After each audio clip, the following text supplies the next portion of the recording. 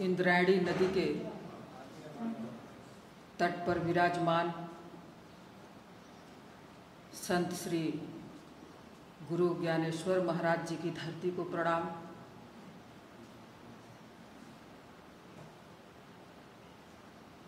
संत श्री ज्ञानेश्वर महाराज जी के चरणों में कोटि कोटि नमन।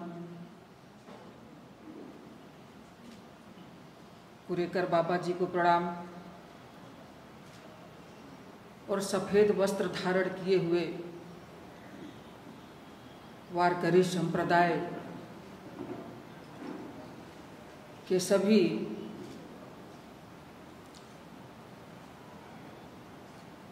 आध्यात्मिक क्षेत्र में अपना जीवन समर्पित करने वाले सभी सम्मानित भाइयों, मंच पर उपस्थित शांति ब्रह्म मारुति बाबा कुरेकर बाबा जी, प्रशांत महाराज मोरे जी, नीलेश महाराज जी, संजय जी, कल्याण जी, महेश दादा जी, माधुरी बहन जी,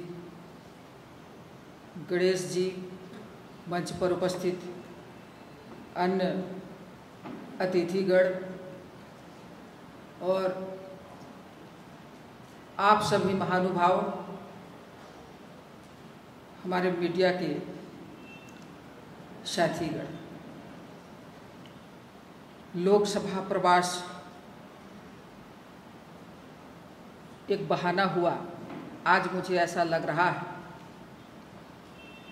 मुझे आभास हो रहा है, मैं तो आई हूँ संत श्री ज्ञानेश्वर महाराज जी का आशीर्वाद लेने के लिए, आप सभी का स्नेह प्राप्त करने के लिए।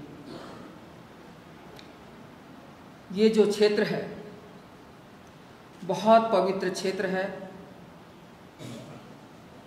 संत श्री ज्ञानेश्वर महाराज जी की धरती है, तुकाराम जी की भूमि है, छत्रपति शिवाजी राव जी की धरती है, बाबा अम्बेडकर जी की धरती है, महात्मा ज्योतिबा जी की धरती है, सावित्री फुले जी की धरती है। इस महाराष्ट्र में अनेक स्वतंत्रता सेनानी, समाज कल्याण और मानव कल्याण के क्षेत्र में लगे हुए अनेक अनेक महान लोगों की धरती। मैं अपने आप को आज बहुत सौभाग्यशाली मान रही हूँ।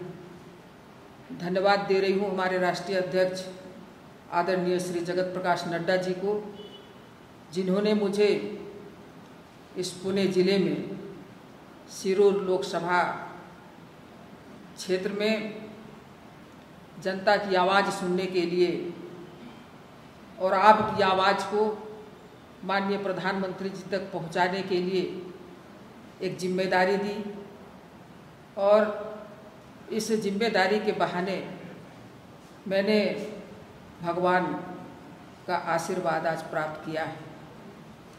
आप सब ने मुझे सम्मान दिया, स्नेह दिया, बहन कहा, बेटी कहा, माँ कहा।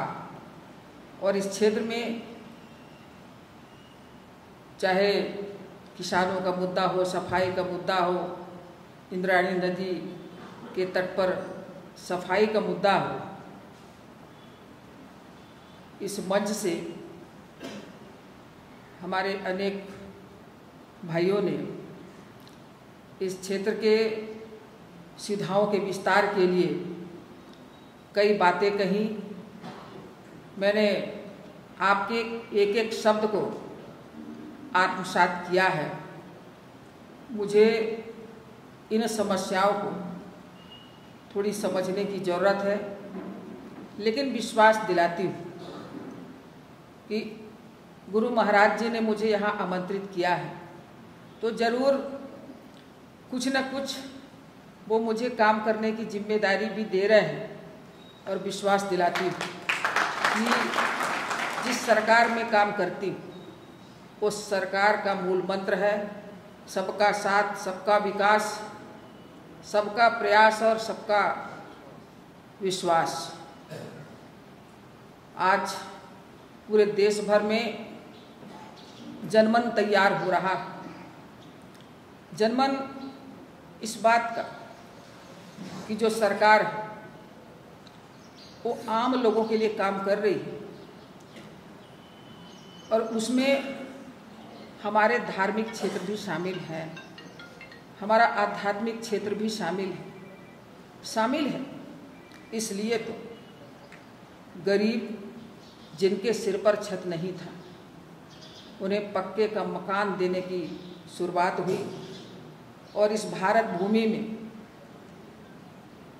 रामलला मर्यादा श्री पुरुषोत्तम भगवान श्री राम जी के सिर पर भी छत नहीं था।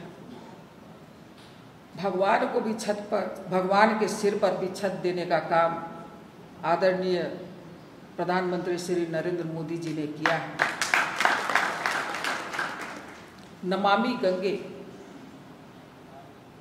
हमने सबने वहाँ देखा कि नरेंद्र मोदी जी के प्रधानमंत्री बनने के बाद माँ नमामि गंगे एक योजना बनाई गई, अभियान चलाया गया कि हम गंगा को माँ कहते हैं, तो हम अपने माँ के तट को कैसे गंदा रख सकते हैं। एक बड़े बजट के साथ हमने उस आध्यात्मिक क्षेत्र में जनता को जोड़ते हुए सबकी सहभागिता से गंगा के तट की सफाई की। तब का गंगा, तब के काशी विश्वनाथ और आज का काशी विश्वनाथ एक बहुत बड़ा परिवर्तन हुआ है। विश्वनाथ कॉरिडोर योजना बनी और आज जब लोग जाते हैं तो कहते हैं कि कितना बदलाव आता है। दुनिया के अनेक राष्ट्रों के राष्ट्राध्यक्ष हमारे इस देश में आते हैं, तो आपने, हमने, सबने देखा है, सुना कि माननीय प्रधानमंत्री जी उन्हें क्या भेंट करते हैं। उन्हें गीता भेंट करते हैं, उन्हें भागवत भेंट करते हैं। ये राष्ट्रवाद, ये संस्कृतवाद है। तो माननीय प्रधानमंत्री जी आज जनता के मन को भी इन बातों की तरफ ले जाने में सफल हुए कि हम सबको एक भारत श्रेष्ठ भारत बनाने के लिए, ये जो देश कभी सोने की चिड़िया हुआ करती थी, इसको फिर से सोने की चिड़िया बनाने के लिए, विश्व गुरु बनाने के लिए बहुत तेज़ी के साथ सभी क्षेत्रों में काम कर रहे हैं। चाहे विज्ञान का क्षेत्र हो, चाहे अनुसंधान का क्षेत्र हो, विकास का क्षेत्र हो, मानव कल्याण का क्षेत्र हो, या तो फिर अध्यात्म का क्षेत्र हो, सब क्षेत्रों में सरकार ने काम किया है।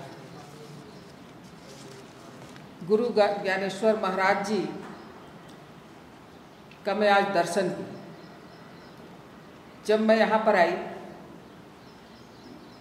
तो मुझे सिर्फ इतना ही मालूम था कि मैं मंदिर में जा रही हूँ और वहाँ मैं पूजा करूँगी, प्रणाम करके आशीर्वाद लेके फिर यहाँ से जाऊँगी। लेकिन आप सबके श्री वचनों को सुनने का मुझे अवसर मिला और एक अद्भुत जो जानकारी मुझे मिली कि इतना विशाल 218 फुट 211 फुट का मंदिर और इसमें 18 माले रहेंगे। और कितनी अद्भुत बात है कि मराठी में गीता को लिखा गया है। और मैंने जब दीवार को छुआ तो मुझे तो पहले लगा कि वो पेंटिंग होगी, लेकिन किसी भाई ने कहा कि आप इसको छुइए। मैंने छुआ तो वो उसमें खुदाई से ये भागवत को लिखा गया है।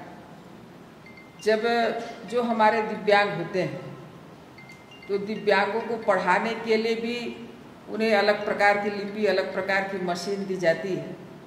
तो कई लोग पढ़ पाते हैं, कई लोग नहीं पढ़ पाते। मैंने ज्ञानेश्वर महाराज जी के बारे में सुना कि वो स्कूल नहीं गए, लेकिन सारा ज्ञान उनके पास था।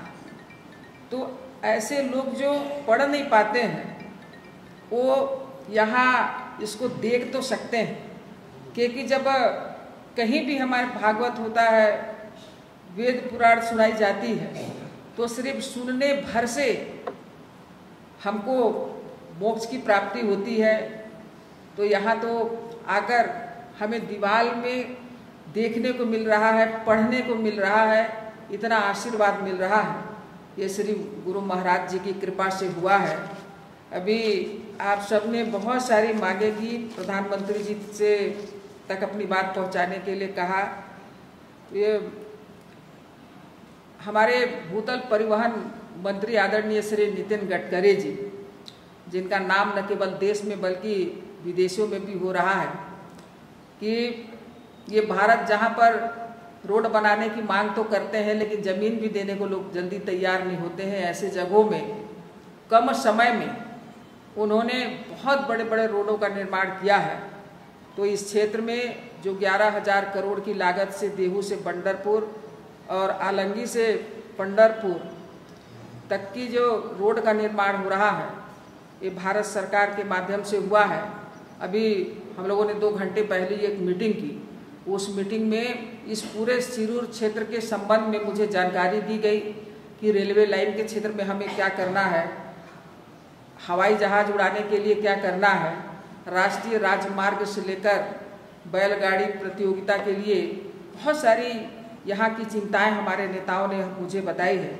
मैं इन्हीं सब कामों के समाधान के लिए इस सिरूर लोकसभा में आप सबके बीच में आई हूँ। और जब यहाँ आलंदी से ज्ञानेश्वर महाराज जी की पालकी निकलती है और देहू से तुकाराम महाराज जी की जो पालकी निकलती है, तो इस बीच में लाखों की संख्या में हमारे भाई बहन उस यात्रा में शामिल होते हैं। तो सरकार ने निर्मल वारी योजना की शुरुआत की और उसमें टॉयलेट वाशरूम बनाकर लोगों को सुविधाएं प्रदान की। तो ये जो सरकार है और हमारी पार्टी में जो भी कार्यकर्ता काम करते हैं, हमारे कार्यकर्ता, हमारे नेता माननीय प्रधानमंत्री जी के आह्वान के साथ काम करते हैं और जनता की आवाज़ पर, आपकी भावनाओं के आधार पर काम करते हैं। हमारे भाई ने मुझ पर बहुत विश्वास किया है, आप सब ने अपना आशीर्वाद दिया है, विश्वास किया है। तो मैं आप सबको विश्वास दिलाती हूँ कि मैं आई ही इसी काम के लिए हूँ। मैं देखने आई हूँ इस क्षेत्र की समस्याओं को, मैं मिलने आई हूँ आप सभी लोगों से, मैं प्राप्त करने आई हूँ आप सबका आशीर्वाद। मुझे दर्शन हुआ आज श्री गुरु महाराज जी का। मैं आपकी बातों को आत्मसात की हूँ। मैं मंच पर माइक के माध्यम से जिन भाइयों ने अपनी बात को रखी है, मैं उसका अध्ययन करूँगी। मैं किस काम को हम कब तक और कितना हद तक कर पाएंगे। हमारे अध्यक्ष जी गणेश भाई यहाँ पर बैठे हैं। मैं आज उनसे ये चाहूँगी कि 17 सितंबर जब माननीय प्रधानमंत्री जी का जन्मदिन है और 2 अक्टूबर महात्मा गांधी जी का जन्मदिन है, तो 17 सितंबर से लेकर 2 अक्टूबर तक जो सेवा पखवाड़ा का कार्यक्रम है, जिसमें स्वच्छता अभियान को भी हम लोगों ने हाथ में लिया है, जल संचय को हाथ में लिया है और जंगल बचाना है, वन लगाना है, इसको भी हमने हाथ में लिया है। तो जो इंद्राणी नदी है, इसके तट पर हमारी पार्टी यहाँ पर स्वच्छता अभियान का भी काम करेगी। इसके लिए मैं हमारी पार्टी के नेताओं से, कार्यकर्ताओं से, हमारे विधायकों से मैं आह्वान करती हूँ। और आप लोगों ने जो मुझे जिम्मेदारी दी है, मैं अभी उसको ठीक ढंग से स्टडी नहीं कर पाई हूँ, इसलिए तुरंत घोषणा तो नहीं कर पा रही हूँ मैं, लेकिन आपको विश्वास दिलाती हूँ। इस साक्षात संत श्री ज्ञानेश्वर महाराज जी के समाधि स्थल पर, इस पवित्र प्रांगण पर, पवित्र मंदिर पर मैं आप सबके बीच में आई हूँ। तो मैं निश्चित रूप से आप सबके भावनाओं का सम्मान रखते हुए हमारी सरकार के माध्यम से यहाँ जो भी आपकी डिमांड है उसके लिए मैं बात करूँगी और मुझे पूरा विश्वास है कि मैं इसमें खरी उतरूँगी। आप सबको प्रणाम करते हुए, बाबा को प्रणाम करते हुए मैं अपनी बात को समाप्त करती हूँ।